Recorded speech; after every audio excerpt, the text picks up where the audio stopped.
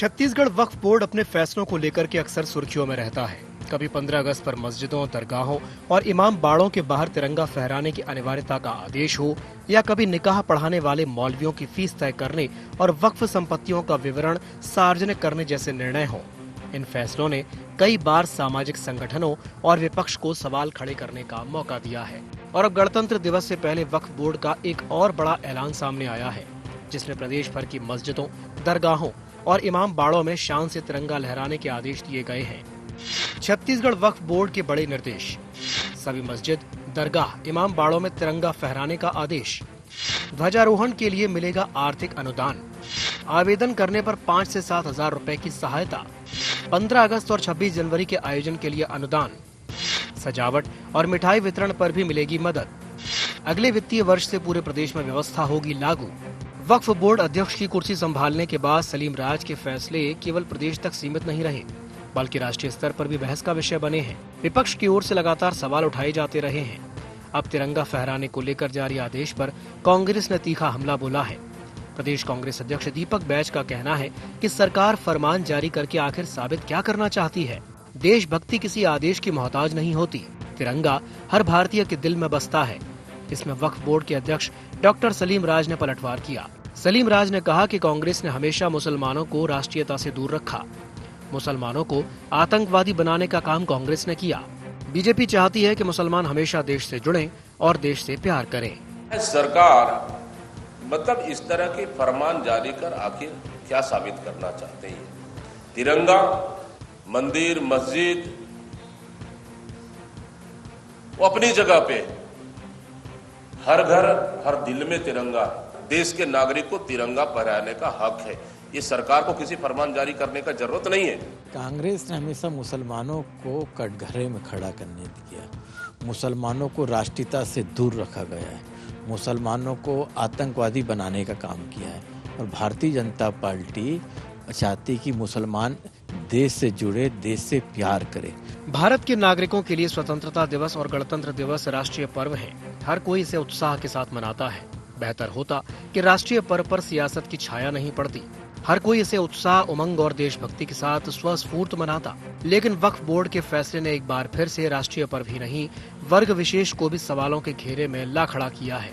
ऐसे में ये देखना होगा कि इस फैसले का धरातल पर क्या असर देखने को मिलता है। IND 24 के लिए रायपुर से अद्वैत नाइक की रिपोर्ट।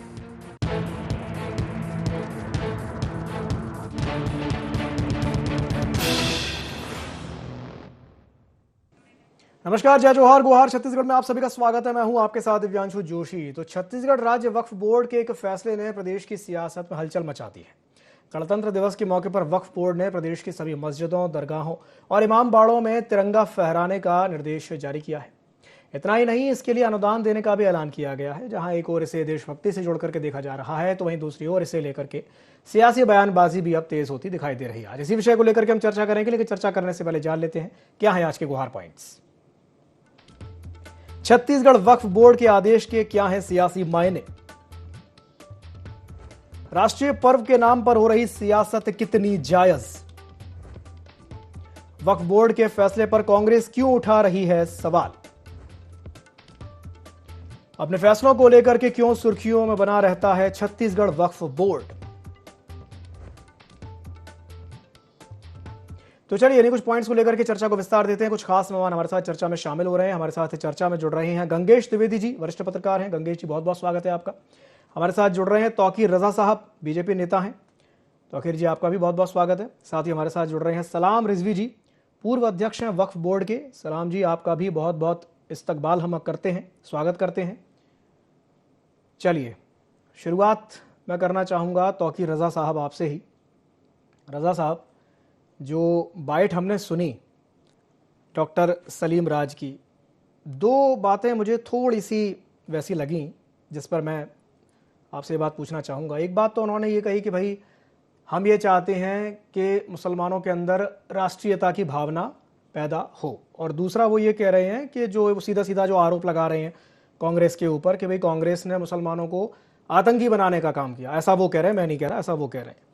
ये दोनों ही बातें थोड़ी सी आपत्तिजनक हैं। पहली बात तो ये है कि भाई आप कह रहे हैं कि भाई हम चाहते हैं कि राष्ट्रीयता की भावना पैदा हो, तो क्या आप ये मानते हैं कि राष्ट्रीयता की भावना उनमें नहीं है, वो अपने मुल्क से मोहब्बत नहीं करते।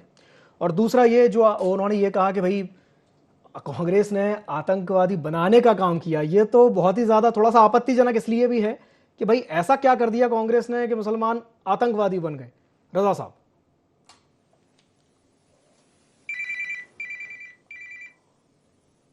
आप सभी को, आपके दर्शकों को मेरा नमस्कार। हाँ देखिए सब, मैं एक शेर से शुरुआत करना चाहूंगा कि बहुत ही साफ झीलों में भी लोग काई ढूंढ लेते हैं, बहुत ही साफ झीलों में भी लोग काई ढूंढ लेते हैं, बुराई ढूंढने वाले बुराई ढूंढ ही लेते हैं। तो वही स्थिति है आज कांग्रेस की। लेकिन इसमें बुराई क्या है साहब, तिरंगा फहराने की अगर बातें हो रही हैं और तिरंगा फहराने की अगर वक्फ बोर्ड अपील करता है तो इसमें कोई बुराई नहीं होना चाहिए। एक अपील है और सबको फहराना चाहिए। और अपने मुस्लिम समाज के हिसाब से एक मुस्लिम नेता होने के नाम से अगर वो अपील कर रहे हैं तो सबको अपनी जगह फहराना चाहिए। कुछ लोग नहीं फहराते तो उसमें भी फहराएंगे, और जो फहराते हैं तो पूर्व में फहराते रहे हैं और ध्वजारोहण करते रहे, तो कहीं ना कहीं इस बात को राजनीति जो है रूप देना ये शोभा नहीं देता।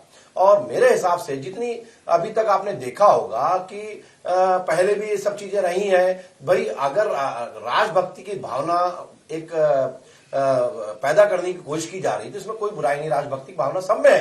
लेकिन अगर कुछ लोगों में नहीं, कुछ युवाओं में अभी नए नए जोश में नहीं समझ पाते तो उसको भी कहीं ना कहीं इसको ऐसे आदेशों से हमारे अगर मदरसों के सामने या मस्जिदों के सामने, खानकाहों के सामने अगर तिरंगा फहरता है या तिरंगा ध्वजारोहण होता है तिरंगा का, तो ये सम्मान की बात है, राजभक्ति की बात है। इसका सम्मान किया जाना चाहिए, इसका स्वागत किया जाना चाहिए। इसमें किसी प्रकार की राजनीति नहीं करना चाहिए। चलिए ठीक है। सलाम जी, कैसे देखते हैं आप इसे, क्या कहेंगे?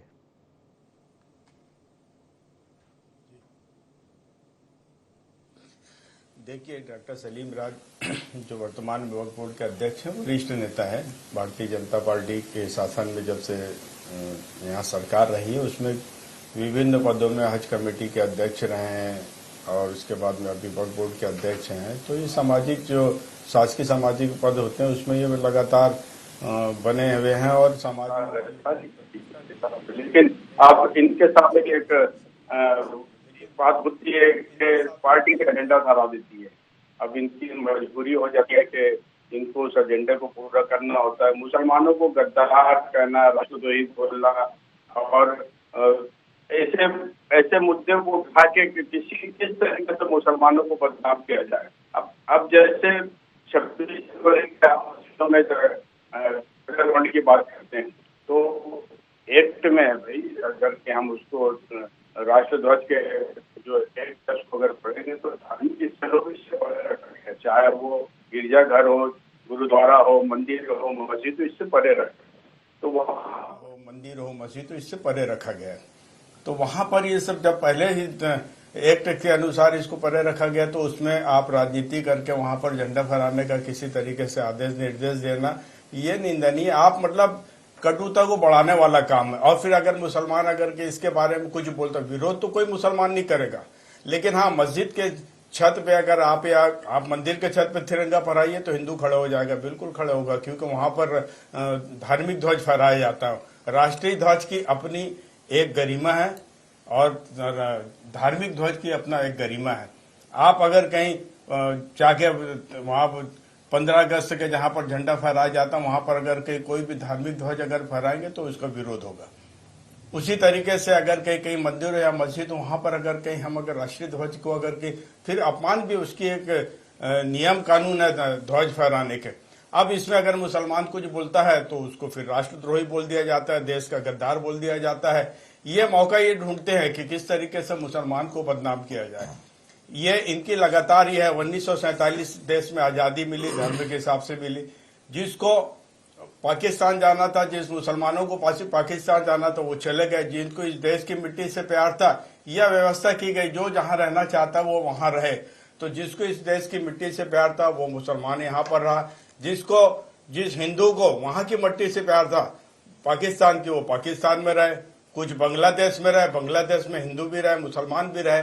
तो जो जहां रहेगा उसको वहां रहने का अधिकार मिला था। लेकिन समय समय पर जो है ये अधिकार छीनते चले गया और आज स्थिति आ गई 2014 के बाद। हम देखते हैं 2014 के बाद तो ऐसा लगता है कि इनकी बातों से, भारतीय जनता पार्टी के नेताओं की बातें से यहाँ हिंदू ही सुरक्षित नहीं है, और उसका कारण मुसलमान को बताते ही हैं। देश में जब सिख प्रधानमंत्री था और राष्ट्रपति मुसलमान था तब हिंदू सुरक्षित था, लेकिन आज देश में हिंदू राष्ट्रपति, हिंदू गृह मंत्री, हिंदू मुख्यमंत्री, हिंदू प्रधानमंत्री है, सारा मंत्रिमंडल हिंदू है, लेकिन हिंदू सुरक्षित नहीं है। और ये इसका पूरा ठीकरा फोड़ते हैं मुसलमानों के ऊपर। कहाँ पर 1.25 करोड़ से 1 अरब 35 करोड़ हिंदुओं को 35 करोड़ मुसलमानों से डराया जाता है। यह इनकी राजनीति है। मुसलमानों को सामने रख के ये वोट बटोरना चाहते हैं। ये जो वोट की राजनीति है, इसके चलते ये समय समय पर इस तरीके से सिगो फैला के हिंदू मुस्लिम करते हैं। ये बेरोजगारी की बात नहीं करते। ये देश में जो आज हालात में महंगाई है, जो डीजल पहले जो पेट्रोल 60 रुपए लीटर था, आज 100 रुपए हो गए, उसकी बात नहीं करेंगे। मुस्लिमों को, बेरोजगारों को, युवाओं को रोजगार देने की बात करते थे, ये उसकी बात नहीं करते। आज साइबर क्राइम होने लग गए, उसको ये रोक नहीं पा रहे। महीनों से एक आदमी अपनी पैसा बैंकों में, आज बैंक सुरक्षित नहीं है अगर हम बैंक में पैसा रखें। सलाम में भटक रहे हैं। देखिए, ऐसा है कि आज साइबर से सुरक्षित की बात करें तो इतना सिम आज बंद करने की बारी आई कि भारतीय जनता पार्टी केंद्र की सरकार इसने बंद कराया है और लगाम लगाया है। साइबर का तो कई सारा फ्रॉड बढ़ता इसलिए जा रहा है क्योंकि साइबर में कई सारी चीजें, नई नई टेक्नोलॉजी आ रही है, उसका उपयोग करके फ्रॉड हो रहा है। ये खैर उस पर आपको मतलब नहीं है, अभी तो मुद्दे से भटकने के मतलब नहीं, विषय पर रहिए। विषय की बात है तो विषय पर बताइए ना भाई। आप बोल दीजिए कि हम तिरंगा नहीं फहराएंगे या मुस्लिमों से अपील कर दी तिरंगा नहीं फहराएंगे। यही तो बदनाम कौन कर रहा है? यही तो आप चाहते हैं। कर रहे हैं आप तुष्टिकरण की राजनीति करते हैं। यही तो चाहते हैं कि मुसलमान ये बोलते हैं कि हम झंडा नहीं फहराएंगे। क्यों बोलेगा मुसलमान? भारतीय जनता पार्टी ऐसा बोल रही है। भारतीय जनता पार्टी ने कब किसी मुसलमान को गद्दार कहा? गद्दार मुसलमान का ईमान उस देश प्रेम से है। तुम्हारे कहने पे मुसलमान, तुम यही चाहते हो कि मुसलमान बोलते हैं मैं ध्वज नहीं फहराऊंगा ताकि गद्दार बोले पड़ेगा। जब भारत पाकिस्तान का मैच होता है और पाकिस्तान जीत जाती है और फटाखा फोड़ते हैं पाकिस्तान की जीत की खुशी में, वो तुम बोलते हो। तो वैसे लोगों को बाहर करना चाहिए। मदरसा को बताना चाहूंगा कि पाकिस्तान की जीत पे भारतीय जनता पार्टी के मुस्लिम कार्यकर्ता फटाखा फोड़वाते हैं, पैसा देते हैं, उसके सबूत है मेरे पास है। तो ये पैसा देके फटाखा फोड़वा, चलिए ठीक है सलाम जी, मुसलमान गद्दार का नहीं, खास करके देश का, ये उसके ठीक है कीमत करिए, अपील करिए आप जाके। चलिए ठीक है, तौकीर जी, गंगेश जी भी हमारे साथ चर्चा में जुड़े हुए हैं। ठीक है तौकीर जी, एक मिनट चाहिए, खुल के विरोध होना चाहिए। अरे एक मिनट जो है समाज भी उसको कहीं ना कहीं बाहर निकाले। अरे तौकीर जी, गंगेश जी से भी एक टिप्पणी ले लूं फिर आपके पास आऊंगा। जी गंगेश जी, मैं चाहूंगा कि आप भी इस पर एक टिप्पणी करें। जी देखिए, मुझे तो लगता है कि ये हमारा जो संविधान है जी, वो धर्मनिरपेक्ष है जी। और ये देश जितना यहाँ रहने वाले हिंदू का है, यहाँ उतना ही यहाँ रहने वाले मुसलमान का है, यहाँ रहने वाले सिख का है, यहाँ रहने वाले ईसाई का है, अरबी फारसी के लोग भी जो सदियों जिनकी कई पीढ़ियां यहाँ गुजर गई, वो देश के नागरिक हैं, उन सब का है। ऐसे एथिस्ट लोग का भी है जो किसी धर्म को नहीं मानते, वो भी इस देश में रह रहे हैं। तो मुझे लगता है कि ये जातिवाद वाली पूरा पॉलिटिक्स कहीं पर होना नहीं चाहिए। और रही बात तिरंगा की, तो देखिए हर देश के नागरिक को तिरंगा फहराने का अधिकार है। नवीन जिंदल जी ने इस पे सुप्रीम कोर्ट में याचिका दायर करके इसको किया था। जब पहले क्या था कि केवल सरकारी भवनों में ही फहराया जाता तिरंगा। अब चूंकि वक्फ बोर्ड ने अपनी तरफ से आदेश जारी किया तो उससे कहीं ना कहीं एक विरोधाभास तो हो रहा है, लेकिन मुझे लगता है कि इस विरोधाभास को करने के बजाय स्वेच्छा से, मतलब एक जो रिव्यू जी कह रहे हैं उसमें एक बात वाकई में आएगी कि हो सकता है कि कुछ लोगों को ये बात नागवार गुजरे मुस्लिम कि हम अपने मस्जिद में, चूंकि हमारे यहाँ मतलब धार्मिक झंडा फहराने वाली जगह पे अब राष्ट्रीय ध्वज फहराने के लिए हमें मजबूर क्यों कर रहे हैं। फरमान जारी करने का मतलब है कि आप मजबूर कर रहे हैं। स्वेच्छा से स्वीकार करना एक अलग चीज होती है। तो मुझे लगता है इसको अपील के रूप में या आग्रह के रूप में करें तो ज्यादा बेहतर होगा। और दूसरी बात, मुझे नहीं लगता कि किसी को आपत्ति होगी तिरंगा फहराने से, चाहे जो इस देश का नागरिक है वो कभी आपत्ति नहीं करेगा कि हम तो अपने घर में, बच्चे देखिए आज ऐसा माहौल हो चुका है मतलब जब से छूट मिली है, बच्चे उसके बैज लगा घूमते हैं, हाथ में झंडे लेके घूमते हैं, घरों में लोग तिरंगा फहरा रहे हैं। तो ये राष्ट्र में सौहार्द का माहौल बना के रखना, आपसी समरसता बना के रखना, इस देश की यही विशेषता है। अनेकता में एकता, इतनी ज्यादा डाइवर्सिटी तो प्रकृति का नियम है। और वो डाइवर्सिटी पूरा हिंदुस्तान में दिखता है। हर गली मोहल्ले में जो जिस तरह से लोग मिलजुल के सभी तरह के लोग रहते हैं, वो जो एकता और समरसता, यही इस देश की खासियत है। और इस समरसता को हमेशा बना के रखने की जिम्मेदारी हम सभी की है। बजाय इस मामले में विवाद पैदा करने के, हम सबको इस बात को जिम्मेदारी से, इस बात की जिम्मेदारी लेना चाहिए कि हम सब मिलकर देश का माहौल सौहार्दपूर्ण बनाएं। अच्छा, इसमें एक चीज और है, जब ये अनुदान वाली बात जो हमें पता चली कि भाई अनुदान वाली बात भी इसमें है, तो कल को हिंदू समाज भी तो इसकी मांग कर सकता है कि भाई मंदिर पे फहरा दे और आप हमें अनुदान दीजिए, या क्रिश्चियन समाज इसकी मांग कर देगा, या कल को अगर सिख समाज इसकी मांग कर देगा, तो क्या सबको अनुदान देते फिरेंगे क्या तौकीर जी? निश्चित तौर पर देखिए, अगर सलीम राज जी ने शुरुआत की है, हो सकता है उनकी मंशा अच्छी होगी, लेकिन उनका एक बयान जो है कि कांग्रेसियों ने आतंकवादी पैदा किया, वो तो आपत्तिजनक है, उस पर किसी को सहमति नहीं हो सकती। लेकिन अगर स्वेच्छा से अगर वो कर रहे हैं, उनके पास फंड है, अगर वो अपने समाज के लोगों को उत्साहित करने के लिए कि तिरंगा फहराएं, इसके लिए अगर वो अनुदान दे रहे हैं, तो एक अच्छी पहल मानी जा सकती है। लेकिन आपका सवाल भी एकदम वाजिब है कि इसके बाद वो एक परंपरा बन जाएगी, क्योंकि कुछ दिन बाद सामान्य देखने में आता है कि थोड़े दिन में दी हुई सहूलियत कुछ दिन बाद वो अधिकार लगने लगती है और उसकी डिमांड आने लगती है बाकी सब तरफ से। तो इस तरह से अगर सारी जगह पे शुरू हो जाएगी, बिल्कुल हर समाज की जनता अगर इस तरह से सोचने लग जाए कि हमको तिरंगा फहराने का भी अनुदान मिले, तो फिर राष्ट्र की भावना कहां रह गई भाई? ये तो स्वयं के अंदर की भावना ही तो दिक्कत देती है। अगर मुझे तिरंगा फहराना तो पैसे से जाकर तिरंगा अपने घर फहराऊंगा, अपने बच्चों के लिए लूंगा। जी, ये परंपरा ही तो दिक्कत देती है भाई। परंपरा आपने बना दी कि हाँ भाई हम हर चुनाव में महिलाओं को या किसी खास वर्ग को एक खास राशि देंगे। अब ये परंपरा कहीं से शुरू हुई, अब इसको फॉलो किया जाने लगा, लेकिन इसका परिणाम फिर क्या होता है? फिर सरकारें कर्ज लेती हैं, कर्ज में डूबती जाती हैं, और कर्जा लेती जाती हैं, तो फिर कहीं ना कहीं नुकसानदायक है ना वो चीज। चलिए, सलाम जी कुछ कहना चाह रहे हैं, फिर तौकीर जी आपके पास आऊंगा। जी सलाम जी, आप कुछ कहना चाह रहे थे? जी, राष्ट्रीय त्योहार भी अगर अनुदान से मनाया जाए तो राष्ट्रीय त्योहार कहाँ माना जाएगा? जी, आपको राष्ट्र से प्रेम ही नहीं है। और यहाँ सवाल खड़े होता है कि पूरे प्रदेश में अगर हम कब्रिस्तान, मस्जिद, मदरसे सबको अगर करें तो लगभग 6000 मस्जिद मदरसे तक होते हैं। 5000 अनुदान के हिसाब से 3 करोड़ रुपए तो आपको अनुदान देने पड़ेंगे। छत्तीसगढ़ राज्य वक्फ बोर्ड का बजट ही 2.25 करोड़ का है, तो 75 आप इसका मतलब वक्फ बोर्ड में कोई काम नहीं करेंगे और 75 लाख रुपए और आप कहां से लाके देंगे? तो बात वो की जानी चाहिए जो वाजिब हो। आपकी बात पकड़ी गई है, आपने 5000 अनुदान देने की बात कही है, कल से आपके पास आवेदन आना शुरू हो जाएंगे और आवेदन आएंगे तो आपको देना भी पड़ेगा, क्योंकि आपका स्टेटमेंट है। और नहीं दोगे तो जैसे भारतीय जनता पार्टी अपने वादों से मुकरती है, आप भी मुकर जाएंगे, तो कोई बड़ी बात नहीं है। लेकिन ये बिल्कुल ये सोचने की बात है, अगर आज तुम मुसलमानों को त्योहार मनाने के लिए पैसा, तो पहली बात तो उनकी राष्ट्रपति पे उंगली है। क्यों लेगा मुसलमान पैसा लेके आपसे राष्ट्रध्वज फहराएगा? क्या मुसलमानों के पास में इतना पैसा नहीं है? क्या सामाजिक संस्थाएं मुसलमानों की पैसा खर्चा नहीं कर सकती? जब वतन का, यह ईमान का जब एक हिस्सा है वतन से मोहब्बत, तो फिर हमारों को पैसे की क्या जरूरत है? लेकिन आप ऐसा करके अपने समाज को छोटा दिखाने की आप कोशिश कर रहे हैं, फिर दूसरे समाज के लिए भी फिर ये बातें उठती है।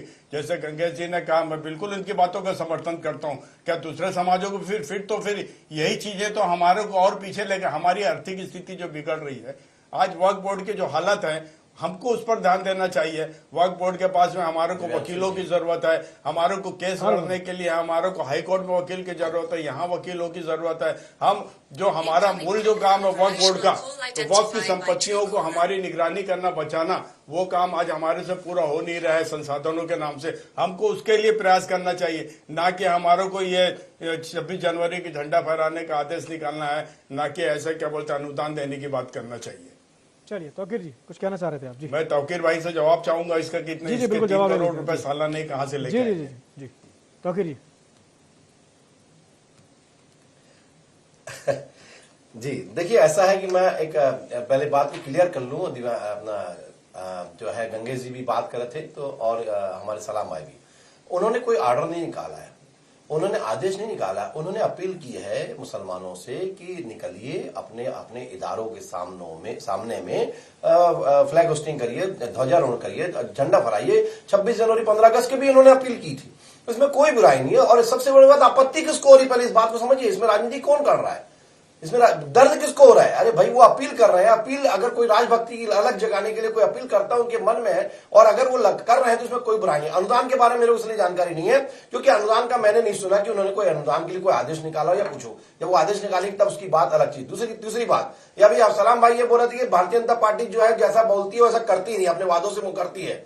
साहब ये आपकी सरकार और हमारी सरकार की तुलना मत करिए साहब। भारतीय जनता पार्टी की सरकार है, कभी जितने भी वादे किए आज तक अक्षरशः पूरा करती हुई आगे बढ़ रही है। आज 90% अगर हमने जो वादे किए थे उसे लगभग 2 साल पूरे कर दिए। आप तो 5 साल पूरे नहीं करे। वादे पर बात ही मत करिए। वादा तो जितना हमने किया था, चाहे माता बंधन का हमने पूरा कर दिया, हम चाहे 31 बोनस की बात कर दी, हम वो दे रहे, लगातार दे रहे हैं। हम चाहे वो 2 साल का बोनस पिछला बकाया था वो भी दे रहे हैं। ऐसे कई वादे हैं जो हम दे रहे हैं। हाउसिंग बोर्ड की बात कर रहे हैं तो हाउसिंग प्रधानमंत्री आवास योजना की बात करें तो हमने प्रधानमंत्री आवास योजना का भी 18 लाख आवास की जो है स्वीकृति कराकर उसमें कम से कम 12 लाख मकान की जो है लगभग पूर्णता की ओर है।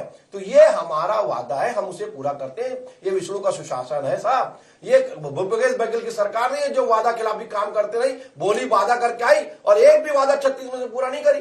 ये आप भी जानते हैं, हमने काम किया है और काम बताता है विकास। और विकास जो है, आप जाइए सुदूर, चाहे बस्तर में चलिए, चाहे सुदूर सरगुजा में चलिए, सरगुजा से लेकर बस्तर तक चहु और विकास हुआ है। चाहे रोडें हो, चाहे आपके यहाँ तो घपला निकलता था, हर विभाग में घपला निकला, हमने काम किया। और रही बात, मैं फिर से बोल रहा हूं, अलग जगाने की अगर ये बात किए हैं तो ये अपने आप में उनको स्वागत किया जाना चाहिए। अनुदान की बात मैंने नहीं सुनी है, इसलिए मैं अनुदान की बात को नहीं मानता। आदेश की कॉपी की बात करें तो आदेश नहीं है, वो अपील की कॉपी है। और उन्होंने अपील की क्योंकि मदरसा बोर्ड, मस्जिदों का मदरसों के लिए कहीं ना कहीं अगर वक्फ बोर्ड सपोर्ट करता है तो वो एक अपील कर रहे हैं तो उसका स्वागत किया जाना चाहिए। राजध्वज की बात है, अलग जगाने की बात है, देशभक्ति की बात है, इन सब में जो है हर चीज में देशभक्ति से रिलेटेड व्यक्ति को सब चीजों को स्वागत करना चाहिए। आप उसका जिस प्रकार से छीछा लेदर कर रहे हैं ये नहीं होना चाहिए। राजनीति आप कर रहे हैं, इसी कारण से आज ये मुद्दा बन रहा है। सिर्फ कोई मुद्दे की बात ही नहीं थी। ध्वजारोहण या अपना ध्वज फहराने की बात है,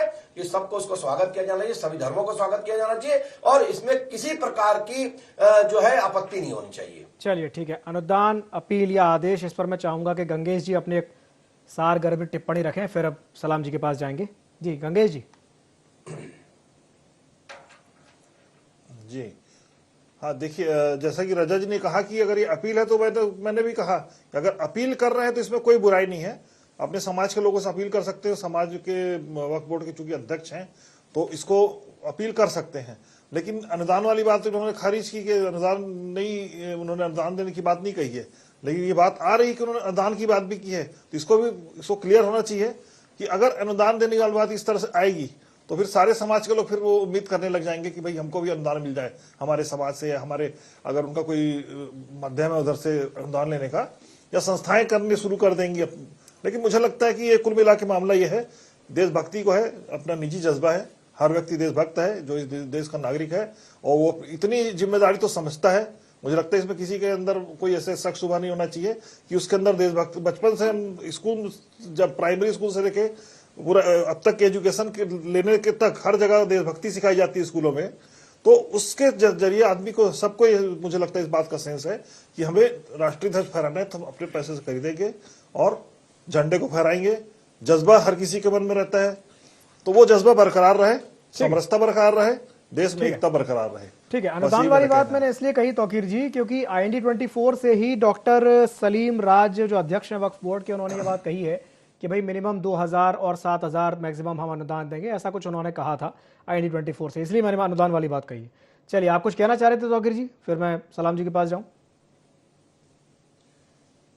जी जी बिल्कुल। देखिए ऐसा है कि मैंने कहा ना कि मैं अनुदान की बात इसलिए नहीं मानता। देखिए कोई बोलने से और आदेश देने में फर्क होता है। जब कोई लिखित में कोई चीज आएगी तब उसको अपन मानते हैं कि इस बात को पूरा किया जा सकता है। दूसरा, सरकार की मंशा के हिसाब से कार्य होता है। सरकार में कहीं, जैसे सलाम जी ने बताया कि बजट का मामला आता है, भाई जब तक सरकार से उसकी मंजूरी नहीं हो जाएगी तब तक कोई बजट अनुदान के रूप में भी नहीं दी जा सकती इस प्रकार से। तो ये तो बिल्कुल मैं इस बात को मैं नहीं मानता कि ऐसा उन्होंने बोला भी होगा, तो मेरे को नहीं लगता इतना आसान है। तो और अगर होगा भी तो उसकी कई सारी फाइनल लगेंगे और मुझे लगता है कि इतनी आसानी से वो चीज सरकार ओके कर पाएगी, क्योंकि आपको ही पता है कि बजट को पारित करना ये आसान काम नहीं होता। बजट ठीक है। को बहुत सारी चीजों को देख के कार्य करना पड़ता है, तो उसके हिसाब से है। दूसरी चीज मैंने बताया कि आज ये अलग जगाने की अगर ये बात कर रहे हैं तो आपने देखा होगा अभी जो है जब तक धारा 370 नहीं हटी थी, कश्मीर में तिरंगा नहीं फहर पाया हमारा देश में, हमारा देश का हिस्सा होने के बाद भी। तो अगर ऐसा फहराने के लिए अगर जज्बा पैदा किया जा रहा है तो इसका स्वागत किया जाना चाहिए। और मैं सभी मुस्लिम समाज को ये बोलना चाहता हूं कि भाई अपील करता हूं कि भाई आप फहराइए और अपने जो देशभक्ति के जज्बों को। चलिए, सलाम जी से एक संक्षिप्त प्रतिक्रिया लेंगे, उसके बाद चर्चा को समाप्त करेंगे। लोगों की देशभक्ति ठीक है। हमारे यहाँ भी उससे ज्यादा है, आगे बढ़ चढ़कर। ठीक है तौकीर जी, चलिए ठीक है। सलाम जी, जल्दी से अपनी बात पूरी कीजिए, फिर उसके बाद चर्चा को समाप्त करते हैं। जी डॉक्टर सलीम राज जी का जो पत्र है वो स्मरण पत्र है, तो मेरा समर्थन है। स्मरण पत्र याद दिलाने के लिए होता है कि हर साल की तरह इस साल भी 26 जनवरी को ध्वजारोहण किया जाए। मदरसों में तो होना ही चाहिए। मदरसा एक धार्मिक स्थल से अलग है, वो एक शैक्षणिक संस्था है, तो वहां पर तो होना ही चाहिए। मस्जिद के में अगर मस्जिद के कैंपस में कई जगह है तो मस्जिद कमेटियां भी उनको भी चाहिए कि वो भी करें। लेकिन अगर ये आदेश और निर्देश है तो इसमें आपत्ति है। चलिए ठीक है। आपत्ति आदेश पे होनी चाहिए, लेकिन उन्होंने मैंने पहले का अपील किया है तो उस पर स्वागत करना चाहिए, उसमें राजनीति नहीं होना चाहिए, मुद्दा ही होना चाहिए। आदेश को पूरी तरीके से मैं खारिज नहीं कर रहा हूँ। यदि स्मरण पत्र है, अपील और आदेश में फर्क होता है। अगर वो स्मरण पत्र है, अपील है, तो बिल्कुल मेरी भी बहुत बहुत धन्यवाद आप तीनों मेहमानों का। जी कि वो बराबर 2015 अगस्त 26 जनवरी राष्ट्रीय त्योहार। जी चलिए ठीक है। बहुत बहुत धन्यवाद आप तीनों मेहमानों का जुड़ने के लिए और चर्चा में शामिल होने के लिए। समय की बाध्यता के चलते चर्चा को ही समाप्त करना चाहूंगा। बने रहिए ID24 के साथ। नमस्कार।